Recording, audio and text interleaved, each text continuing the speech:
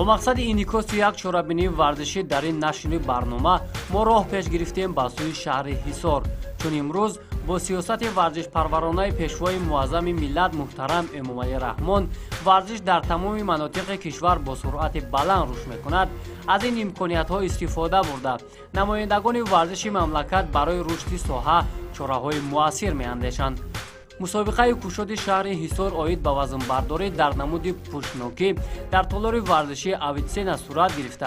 اشتراکچیان در وزن‌های مختلف بین هم رقابت نمودند. وزن برداری در شهر حصار یکی از معمول‌ترین رشته‌های ورزش بوده. در آن جوانان زیاد همروزه تمرین می‌کنند. در مسابقه کشاد شهری که باری سوم از تشکیل و برگزار کرده می‌شود، 35 ورزشکار برآمد نموده با نمایندگان فدراسیون پاورلیفتینگ و مربیان این نمود هنر و مهارت خود را نشان دادند.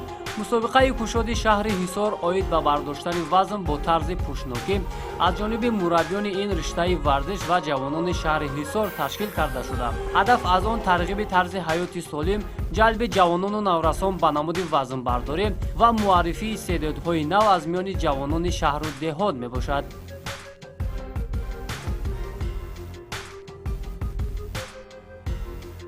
اگر این نمود مسابقه را ما زیادتر تشکیل کنیم، ورزشکارا بسیارتر میشود. ما میتوانیم که دسته منتخب تاجیکستان را معین کنیم.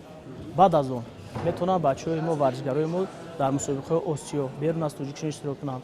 بعد از آن میتونن مسابقه جهانی در اشتراک کنند و نامبردار جمهوری تاجیکستان ما شوند. با فراهم آوردن شرایط مساعد مشق و تمرین در شهر حصار، جوانان بیشتر به این رشته ورزش معروف جهانی میل پیدا نمودند. همین است که در سالهای اخیر مسابقه ها نیز بیشتر گذرانده می شود تا آنها بعد از تمرین های زیاد نتیجه گیری کنند و در نزد خود برای باز هم بلند برداشتن نشاندادهای نو وظیفه ها گذارند. طبق نقشه برگزاری این مسابقه، ورزشکاران در وزن‌های 52، 56، 60، 67، 75، 82، 90، 100 و جمعی 100 کیلوگرم قوا و توان خود را نشان داده برای کسب مقام‌های افتخاری تلاش نمودند. از هنرنمایی جوانان و نورسان نفران سالمند نیز الهام گرفته به میدان برآمدند و در قطار دیگر اشتراکچیان مهارت وزن‌برداریشان را سنجیدند که این گواهی از عمومیت وزن‌برداری در این منطقه شهادت می‌دهد. قابل ذکر است که از این رشته ورزش جوانان تاجیک در چندین سبقت‌های فراجهانی شرکت نمودند و خزینه دستاوردهای ورزشی کشور مدال و جایزه‌های زیاد وارد نمودند. بیرون از کشور هر سال ورزشکاران ما اشتراک میکنند، چون که من خودم سال 2016 و سال 2017 با 15 نفر ورزشکاران جمهوری تاجیکستان در شهر یکاترینبورگ چمپیونات جهان، در آنجا ما 15 نفر گفتنیم که همه ورزشکاران ما از آنجا جای یکم، دوم و سوم مدال آوردند.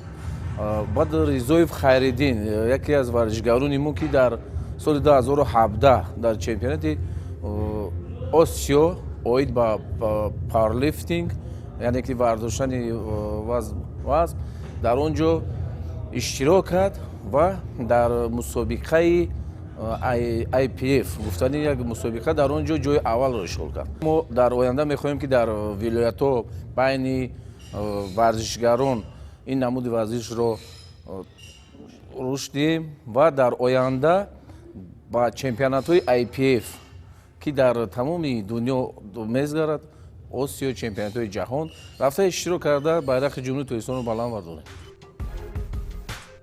هدف از تشکیل مسابقه کشاد شهری را مربیان این نمود ورزش در تأسیس یک تیم مکمل شهر برای اشتراک در مسابقه‌های جمهوری که در دوام سال در پایتخت کشور و دیگر مناطق جمهوری برگزار می‌گردد معنی داد می‌کنند.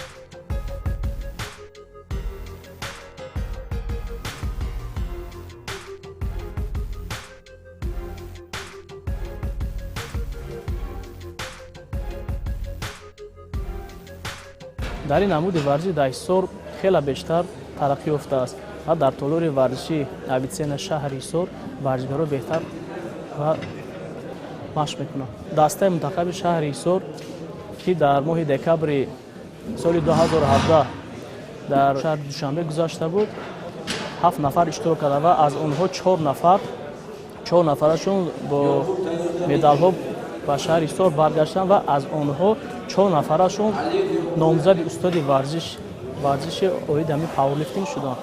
ва баъд аз он бо мусобиқа ба наздикӣ дар шаҳри Душанбе буд аз намуди пауэрлифтинг яъне ёзидан бо даст. дар он ҷо мо 5 нафар бо медалҳо омадам. аз ин пас мехоҳем бо машқҳо пурзуртар шавад, баъд дар мусобиқа бо бештар иштирок кунем. ва намуди ин варзиши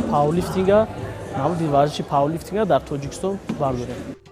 дар мусобиқа бештар аз шаҳру ноҳияҳои тобаи марказ варзишгарон сафарбар гардида буданд, ки ҳар кадоме барои сазовор муаррифӣ намудани минтақаи худ талош мекарданд. чуноне ки намояндагони Федератсияи пауэрлифтинги ҷумҳурӣ иброз доштанд, бо баргузории ҳамин гуна сабқатҳои варзишӣ онҳо тасмим доранд то ин риштаи варзиши ҷаҳониро дар тамоми манотиқи кишвар ба роҳ монда ҷавонону наврасонро ба ин самт ҷалб намоянд. ҳарчанд ин риштаи варзиш шомили бозиҳои олимпӣ набошад ҳам, аммо нуфузаш дар ҷаҳон хеле баланд аст.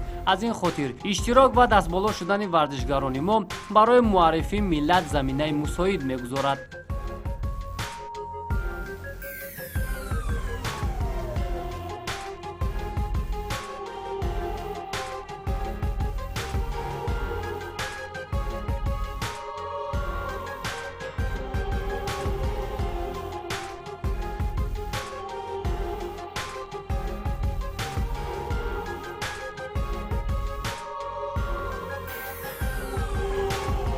ҳамин тариқ баъд аз як рӯзи талошу муборизаҳо ғолибон аз рӯи 9 вазн муайян карда шуданд, ки онҳо бо ифтихорномаву тӯҳфаҳои кумитаи тадорикот сарфароз гардонида шуданд. ҳабибулло ҳафизов варзишгари муваффақи шаҳри Ҳисор бо бардоштани 107 килограмм натиҷаи аз ҳама баландро нишон дода, инчунин қаҳрамони мутлақи мусобиқа эълон карда шуд, ки ӯ акнун ҳама талошу мақсаду маромаш иштирок дар сабқатҳои ҷаҳонист. ман дар вазни 56 кило баромад карда 120 кило бардоштам ва ҷои аввал ишғол намудам ва боз ҷоизадори ҷои мутлақи ин мусобиқаро ишғол намудам. омодагию тайёриҳои мо нағз буд. мо пеш аз ин мусобиқа тахмини 3 ҳафта пеш дар чемпионати Тоҷикистон оид ба пауэрлифтинг баромад кардем. خب در اونجا جای اول در وزن خودم اشغال نمودم. این موفقیت های ما هیچیه. باید در سطح بین المللی برآمد کنیم. این دستگیری هایی که حوزه هسته باید ما در بین المللی نشون دهیم. همه مقصد و نیت های من برای سطح بین المللی برآمد کردن کوشش میکنم. تمرین ها رو نقض میکنم. برای هم که در سطح بین المللی پرچم دولتمان رو پرافشان کنم. مسابقه امروزه باری اول اشتراک میکنم که در وزن 60 کیلوگرم برآمد کرده و وزن 70 کیلوگرم برداشته و سزاوار جای سوم گشتم و زحمت کشیدم در کار که تا سزاوار جای اول گردید و من در آینده میخواهم که در دیگر مسابقه ها اشتراک کرده و سزاوار جای های اول گردم و این در نقشه است. коршиносон омили асосии таҷриба гирифтани варзишгарони тоҷикро дар бештар баргузор кардани мусобиқаҳои варзишӣ дар дохили кишвар арзёбӣ мекунанд, зеро ба ин восита варзишгарони мо маҳорати худро сайқал дода барои иштирок дар мусобиқаҳои байналмилалии худро омода мекунанд.